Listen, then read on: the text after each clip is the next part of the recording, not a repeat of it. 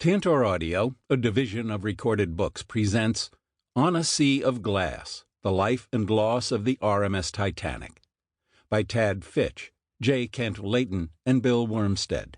Introduction by George Behe. Narrated by Tom Perkins. Introduction by George Behe. The year 2012 marked the 100th anniversary of the sinking of the passenger liner Titanic, and the centenary saw the publication of a host of books that, with several notable exceptions, were written very quickly utilizing the usual well-known stories for the sole purpose of cashing in on public interest in the anniversary. Indeed, one grows tired of reading the silly claim that the Olympic and Titanic were secretly switched prior to the maiden voyage, and the equally silly claim that the steamer Californian was not within easy sight of the sinking Titanic, and that multiple mystery ships lay between them. The present book is decidedly different, and the listener will become aware of that happy fact before he or she has delved into it for more than a few minutes. The study of history does not consist merely of assembling a collection of facts for their own sake. Rather, the proper study of history requires two separate and distinct activities, one of which must take place before the second can be attempted. The first of these requirements is that a historian must research his subject very thoroughly and assemble sufficient raw material to enable him to move on to the second activity, which is to utilize that raw material in telling the complete story of the historical event in question. In other words, proper historical methodology requires the proper interpretation of historical data and the putting of raw facts in their proper historical context in order to get an accurate overview of the big picture.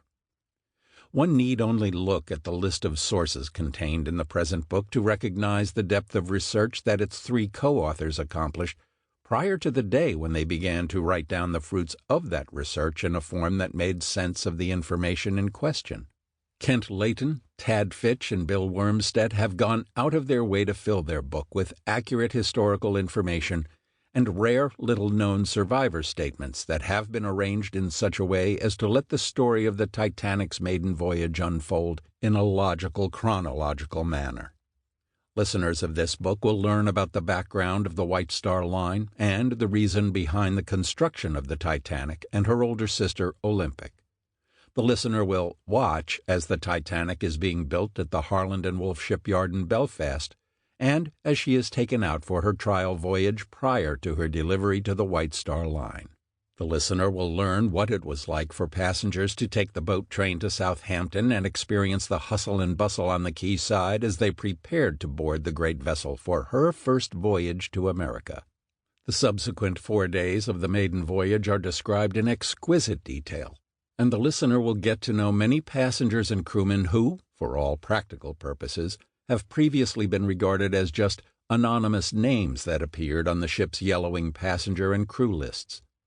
The Titanic's collision with the iceberg and the subsequent partial evacuation of the great vessel are described with meticulous accuracy and vivid realism, and the heart-shaking events that took place during the minutes, hours, and days that followed the sinking of the big passenger liner are presented with sensitivity and with an acute awareness of the fact that the Titanic disaster was a human tragedy that affected not only her passengers and crewmen, but devastated the lives of the thousands of family members and friends whose lives were intimately intertwined with those of the loved ones who sailed on the ill-fated maiden voyage of the largest ship in the world. An added bonus to the present work is a fine collection of appendices, each of which addresses a specific historical topic that has puzzled and mystified Titanic researchers ever since the ship went down. The authors have carefully and dispassionately examined the existing evidence pertaining to each individual topic, and have then offered their objective opinion regarding possible answers to the mysteries in question. The listener will now be able to evaluate the very real possibility that a Titanic officer shot a couple of passengers before taking his own life with his own revolver during the final stages of the sinking. The listener can impartially investigate the question of whether or not the Titanic's band really played the hymn "Nearer My God to Thee" before they and their instruments were swallowed by the ever-rising sea. The listener can examine evidence pertaining to the way in which the Titanic's captain, Edward Smith, and her designer, Thomas Andrews, met their individual fates during the ship's final moments. The listener will also be able to hear the cold, hard facts about the infamous Californian affair, and dismiss the revisionist claim that the latter vessel lay far beyond visual range of the sinking Titanic. The three co-authors of this book have been very judicious in selecting the most accurate and most descriptive historical source material with which to tell the story of the Titanic, and their acuity has resulted in one of the best books about the Titanic disaster that I have ever read. I was honored when Kent Layton, Tad Fitch, and Bill Wormstedt asked me to write the foreword to this marvelous book, and I sincerely hope that the listener will be as impressed with their work as I am. George Behe, Mount Clemens, Michigan. Author's Note: A century and counting. The Titanic has passed from living memory. Even so, it seems impossible to believe that more than a century has elapsed since that great liner set forth on her maiden voyage, filled with hopes, and since her loss shocked the world less than a week later. The story of that 5-day voyage into destiny has haunted the public consciousness ever since the terrible news broke on the morning of Monday, April 15, 1912. It has remained a never-changing moment in time that seems as relevant and fascinating today as it did back then, in spite of the earth-shaking and turbulent century which separates us from the sinking. In the last century, dozens of books have been written about the infamous events of the Titanic's life and loss. Thus many, when hesitantly reaching for this volume and turning to the first pages, will inevitably pose the question, why another? Hasn't everything about the Titanic been told already? The answer to that question is a resolute no. The truth is that the picture of history is never complete, especially once events pass from living memory. With a subject as popular and often so hotly debated as the story of the Titanic, the importance of telling historic events well and as they really happened is a great challenge. Why? The challenges begin with the survivors, our only link to the events of that night. Of all those who were aboard, only 1/3 managed to reach New York safely. 2/3 were lost. That tremendous death toll means that we have enormous gaps in the historical record of what happened as the great ship steamed into an ice field and sank. That incomplete picture is all we have to reconstruct a chain of events. Additionally, there are now no living survivors to interview for fresh thoughts and input. Already, it begins to look like an uphill battle, but it gets worse. As one studies the existing survivor accounts, it becomes clear that not all the pieces of the puzzle fit together cleanly. Sometimes survivors forgot to mention everything they did. Occasionally, when they gave more than one account of their experiences, the different accounts do not agree with each other. Among these are the various recollections of some of the best-known survivors, including Archibald Gracie, Lawrence Beasley, and Jack Thayer. At times, they simply add a detail in one account that they omit in another. But sometimes they change the order of what they did during the sinking, periodically even contradicting themselves. At other times, there are significant contradictions between different survivors on what order events happened in.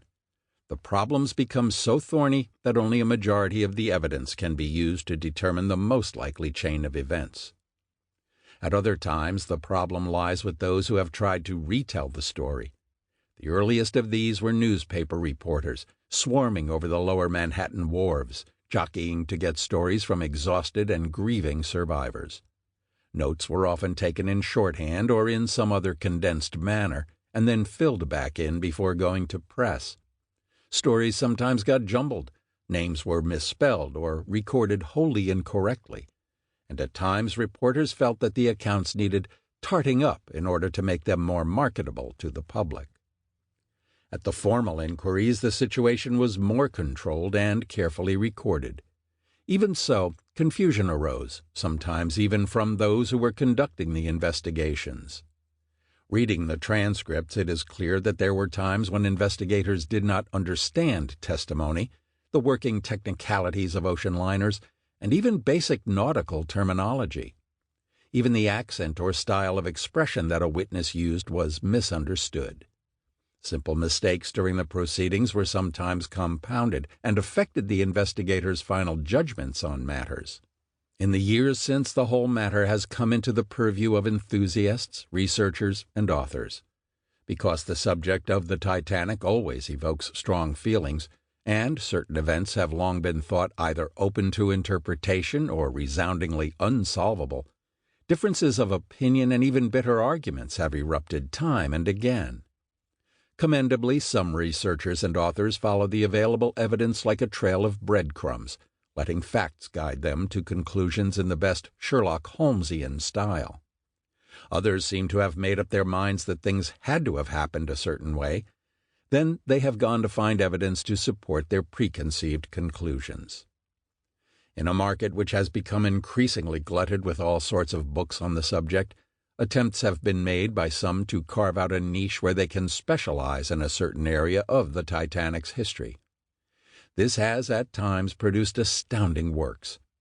For other authors, the niche has become finding conspiracy theories surrounding the liner, that the steel used to build the ship was too weak, that the shipyard and perhaps personnel from White Star colluded to build and equip the liners to a knowingly substandard level, that the Olympic and Titanic were switched in order to accomplish some sort of insurance scam. The list of such conspiracy theories goes on and on. Another issue is the recent micro-dissection of Titanic information spread across dozens of books, research papers in quarterly journals, and online articles. While helpful in certain areas, much like zooming into a scene with a telephoto lens camera to pick out a certain detail, some three-dimensional perception can and has been lost. Additionally, not everyone within the Titanic community or with an interest in her story has access to all this material. Even if they do, it can be very difficult for them to put it all back together again properly so that the larger picture emerges with accuracy. In this book, we have attempted to reconstruct the entire story of the ship in a scholarly manner, documenting everything as we worked and ending up with about 2,600 endnotes, most of them to cite original source material. We have included as much information as was available to us, including previously unpublished or rare accounts, as well as all of the research done on even the smallest details. Then we have taken all of this aggregate evidence to create a large-scale retelling of the Titanic's history in a running narrative that we hope is as engaging as it is educational. Where multiple retellings of the story from a single survivor are available, they have been compared with each other and with the testimony of other survivors that touch on similar, nearby, or corresponding events. Where differences arose among all available evidence, credence was given to the testimony that best fit the overall larger picture that was compiled from numerous lines of parallel evidence. Forensic research from the wreck itself was added to this, as well as any other piece of information which might have a bearing on the matter. One of the things that we have seen the need for is to draw upon a wide range of expertise in the field when embarking upon a project of this magnitude. Our expertise ranges from a broad knowledge of the Titanic's technical construction through to individual stories. In the course of our work, however, we have also tapped the experience of a large number of other Titanic and Olympic-class liner researchers, and these other individuals have been very important in providing perspective and in playing devil's advocate with our findings. Overall, we are stunned by the clarity that an impartial investigation of original sources can provide. Like the interlocking pieces of a jigsaw puzzle, we have managed to piece much of the story back together. In a number of cases, the way two or more completely different accounts came together was absolutely stunning. At other times, seemingly contradictory accounts offered a small yet vital clue which helped us to understand what most likely happened. Despite all of the progress we've made, we are also careful to note that certain details of events that night may never be established with finality. Our desire is not to try to one-up other researchers, but to present the most accurate picture of those events that can be compiled with the evidence that is now available to us. Since the first edition of this volume went to press, We have found a few errors which we have put to right in this volume. If future evidence comes to light that helps us to understand that some of our findings and conclusions need to be revised in light of new information, we will happily make these findings available to other researchers and the public alike, initially through an accompanying website. The listener will no doubt notice that in several chapters, particularly the chapters focusing on the disaster, we have included subheadings to indicate that the events in that section happened during the listed range of times. These have been placed as guideposts to help listeners stay oriented as they go through the lengthy narrative. However, they should be used merely as guideposts, and a small range for variance should be allowed for. We hope that you enjoy listening to this volume, and that it makes the events which unfolded on that cold, dark night a century ago come back to life for you. We hope that this helps to bring into sharper focus the picture of what happened to what was then the world's greatest ship, and what it was like for the passengers and crew members who sailed aboard her. Perhaps, most importantly, we hope that this work will help to preserve the memory of the Titanic and those who participated in those events for generations to come. Bon voyage, J. Kent Layton, Tad Fitch, and Bill Wormstedt. Prologue. The night of Sunday, April 14, 1912, was rapidly coming to a conclusion. Aboard the Cunard steamship Carpathia, it had been a rather ordinary day. In the ship's Marconi shack, her sole wireless operator, 21-year-old Harold Thomas Cottam, was just winding down for bed. He had already removed his jacket and was listening through his headset, awaiting a response from another liner, the Parisian. Cottam had worked for the Marconi Company for about 3 years. Nearly half of that time had been spent in their shore-based stations. Then he had been assigned to the White Star liner Medic on the Australian run. After 2 round-trip voyages on that vessel, Cottam had transferred to the Carpathia. The Carpathia was an intermediate-sized liner of some 13,500 gross registered tons, and with a maximum speed of about 14 knots. The little Cunarder was engaged on the Mediterranean run and had just departed New York bound for Gibraltar. Cottam was aware that the ship was not perhaps the most prestigious. Her wireless set was not the most up-to-date, being an older-style 1.5 kilowatt design with a range of about 250 miles. But it was a good job which paid £4 10 shillings per month. The hours were flexible, there was the excitement of travel, and it was stable employment. Throughout the day, Cottam had received a number of wireless transmissions warning of ice. These had come in from the Caronia, the Californian, the Baltic, and the Mesaba. He had dutifully sent these messages up to the bridge. At about 10 p.m. New York time, Cottam was awaiting confirmation of a previous transmission to the Parisian. He was almost ready to turn in. While he waited, Cottam listened to the nightly news bulletins being transmitted from ashore, wrote down a few pieces of correspondence, and took them up to the bridge. When he returned to the Marconi room, he put the headphones back on. Almost on a whim, he called up the new White Star liner Titanic, which was on her maiden voyage to New York.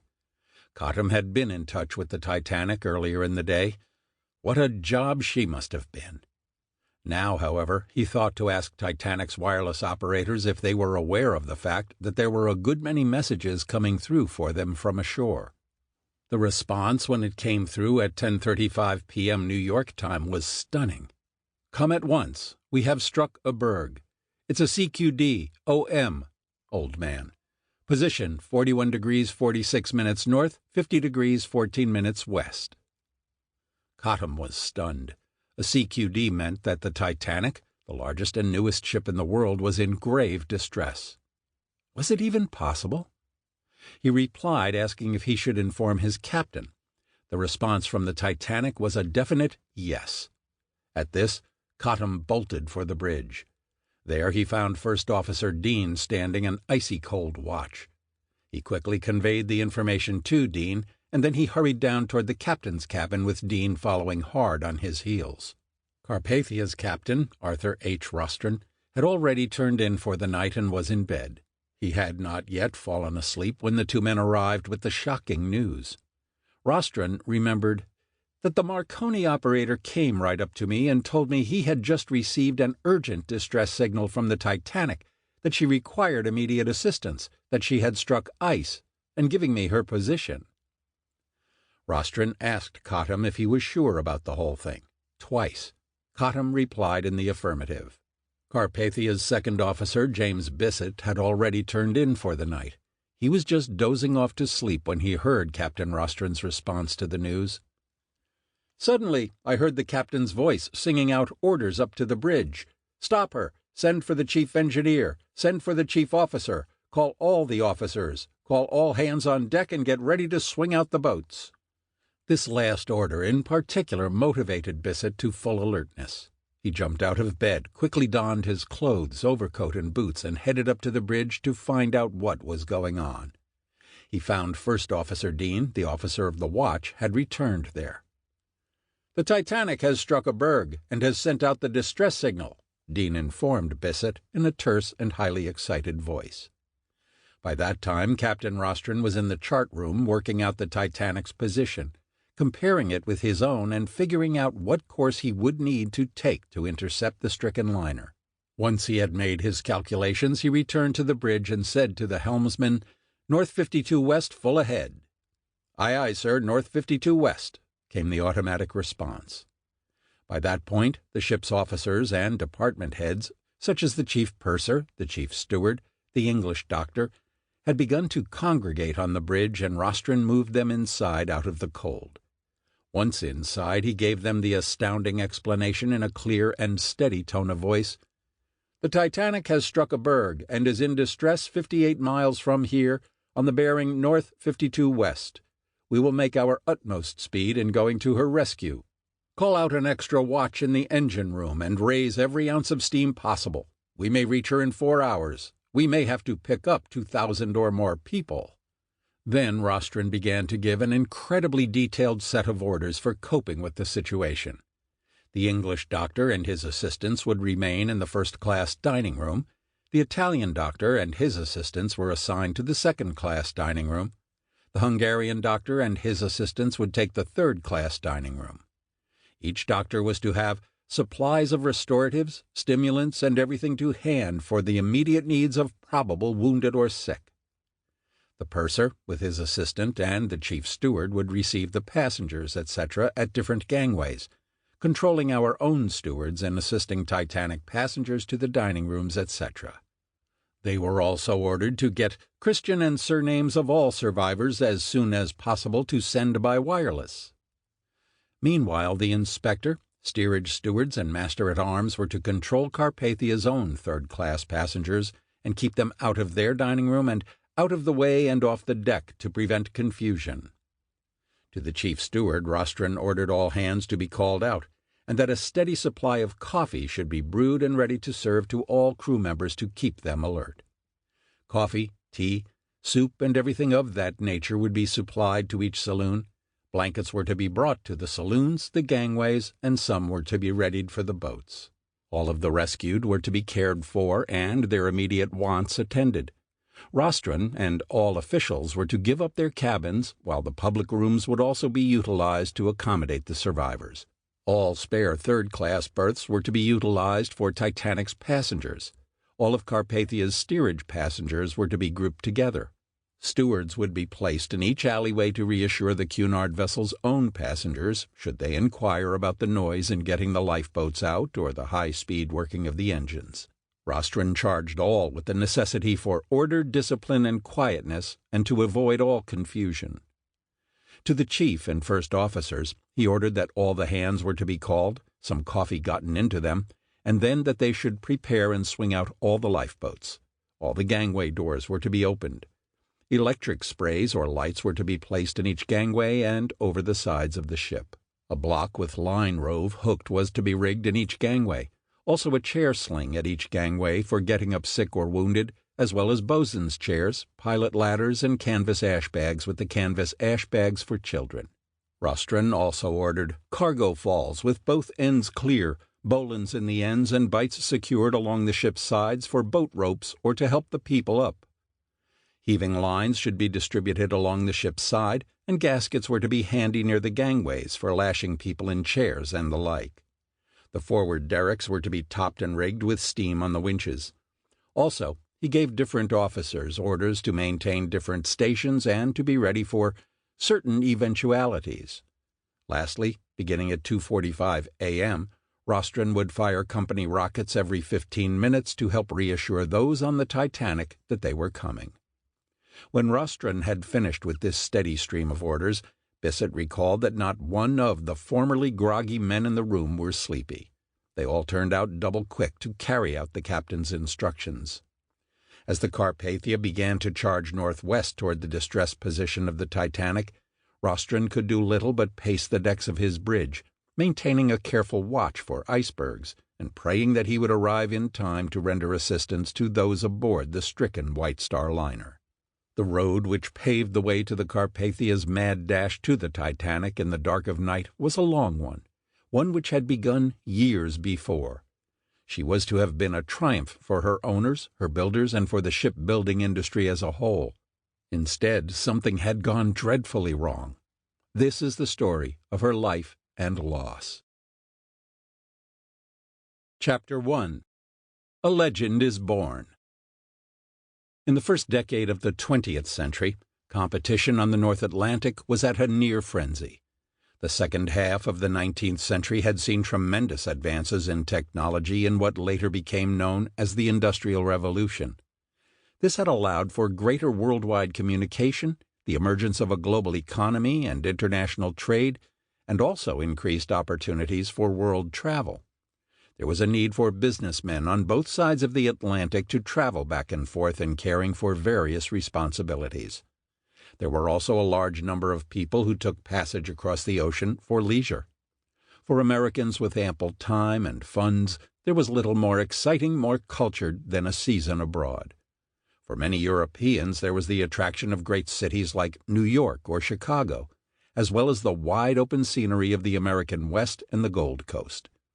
At the same time, a mass migration was in progress, with hundreds of thousands of people immigrating to the Americas to start a new life in the hopes of increased prosperity. Any number of steamship lines were busily engaged in transporting these individuals to and fro across the Atlantic. The liners, so termed because they steamed upon fixed routes or lines, were a matter of company and national pride. Britain had long dominated the waves not only militarily, but also with its merchant fleet. During the second half of the 19th century, Britain almost exclusively had the world's largest, fastest, and most prestigious ships at hand between their two premier steamship lines, Cunard and White Star. Beginning in 1897, however, a pair of German steamship companies unexpectedly trounced their British competitors by unleashing a stream of super-large, super-luxurious, and super-fast liners onto the North Atlantic shipping lanes. In this endeavor they were backed by the Emperor of Germany, Kaiser Wilhelm II. Young, energetic, and dubiously ambitious, he foresaw in his country a nation that could, and would if he had anything to do with it, surpass Britain in every conceivable way. Since ocean liners were such a powerful symbol, it was determined that the German liners had to outdo the British liners in every regard. Their ships quickly gained prestige on the Atlantic. The ability to boast of having taken passage on the world's largest or world's fastest liner was unbelievably attractive to prospective passengers, and so the German ships enjoyed great success. The British press and public veritably howled over foreign liners having bettered their own. Personnel at the British White Star Line were not particularly happy with this development either. The responsibility of their plan to respond to this development settled squarely upon the shoulders of the company's founder, Thomas Henry Ismay. The White Star Line had a fascinating history. The company name, White Star, was first used by a shipping line engaged in the Australian run, which had its origins in the early 1850s. Originally they ran clipper ships, but eventually began to introduce steam power to their fleet. Unfortunately, the company became quagmired in financial distress and went bankrupt. The company's assets, house flag, and goodwill were purchased by Thomas Ismay and registered under the formal title of the Oceanic Steam Navigation Company, with a capital of £400,000 in 1869. Shortly thereafter, Ismay began to engage in... Sample complete. Ready to continue?